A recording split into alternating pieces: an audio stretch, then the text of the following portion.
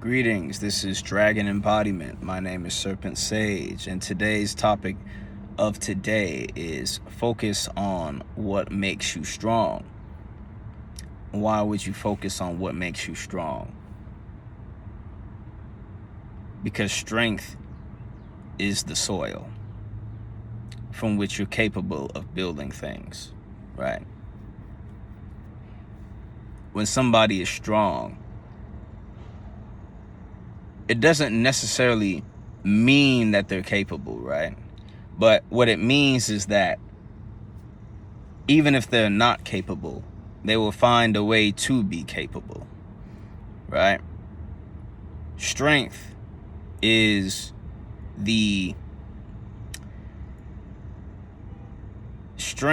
what is behind your willpower, right?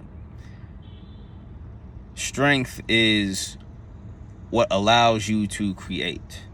It is what allows you to expand. You see. So, how do we cultivate strength, right? Well, obviously through discipline.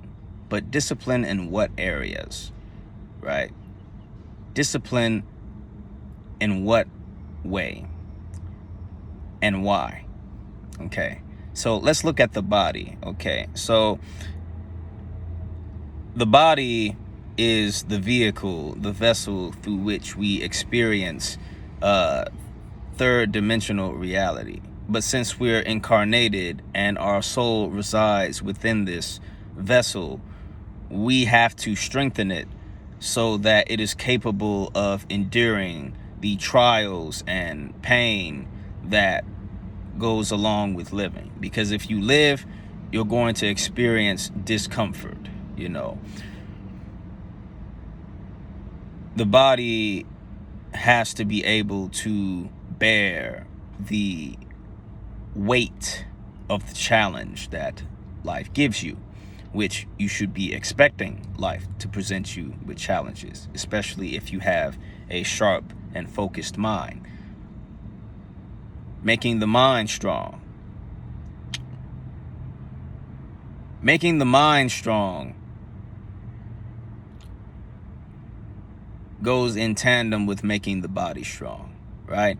Now, when I say making the body strong, I'm not saying that you go, you go shoot yourself up with steroids or any type of, industrial performance enhancing drug. I'm not telling you to do that at all. But what I'm saying is that testing the limitations of your mind via the body, right? So for instance, intense cardio, right? Or intense explosive exercises. These stimulate or these practices stimulate the energy to become more volatile and fluctuate and move inside of the body, breaking up any stagnation or energetic blockages, you could say, within the mind and even thus the psyche, so that one can have more clarity over the direction in which they should be moving in life. Somebody who is docile, complacent, not moving, not experiencing energy moving within themselves is more often scattered in mind. They're weak in mind. If you're not able to channel the energy within your body and direct it with your mind, what you're essentially not doing is learning the responsibility that you have with your emotions.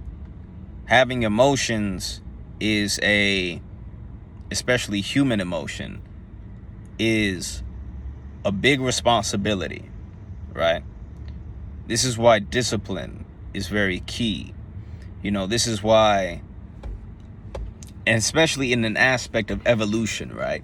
Discipline is what keeps us from becoming a victim of our own inability to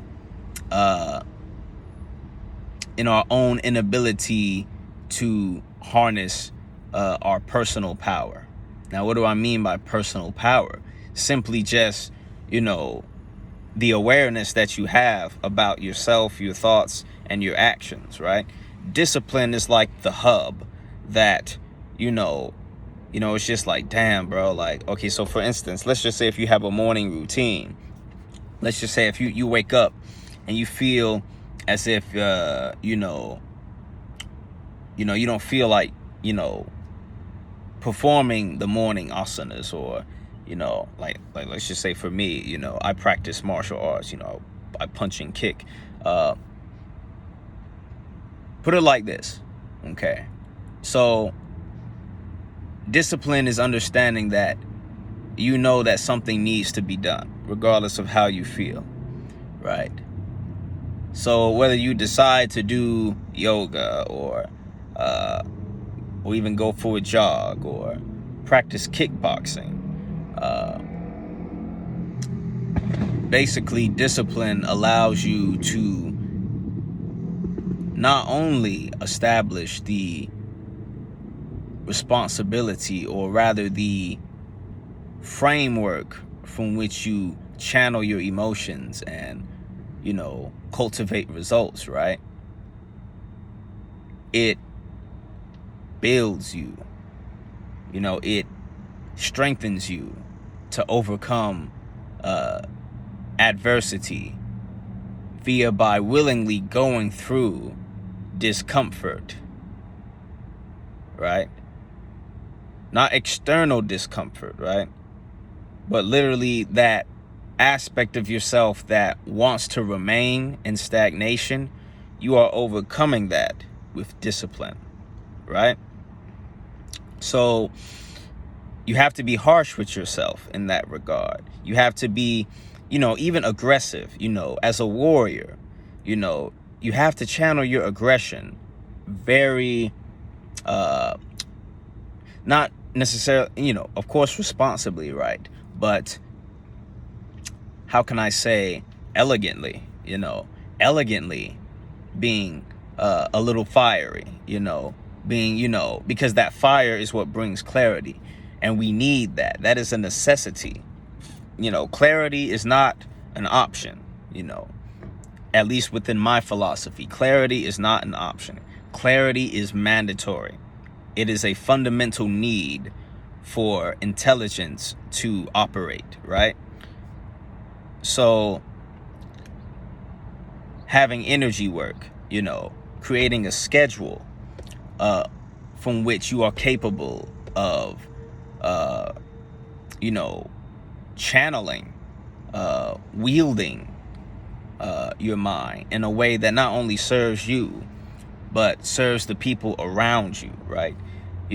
Use this power, use this strength to cultivate not only a sense of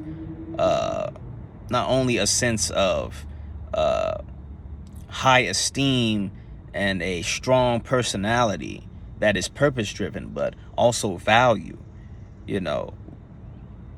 Value comes from your ability to see the light in everything. That sounds corny, but for lack of a better word, but lack of a better terminology, to see the light, the gold, there's even gratitude in understanding value, so for instance, like if you're a problem solver, you take a shitty situation and you basically transmute that into something that is either fixed, or to something that is even better, so but it takes a strong mind with clear thoughts, to really come up with the solution, but you're coming up with solutions for yourself. And the solutions that you come up with yourself are the solutions that you are going to give to other people, right? Think about that. What works for you may help somebody else. You know, it may not always be that way, right? But for those who you are meant to help, they are reflections of you.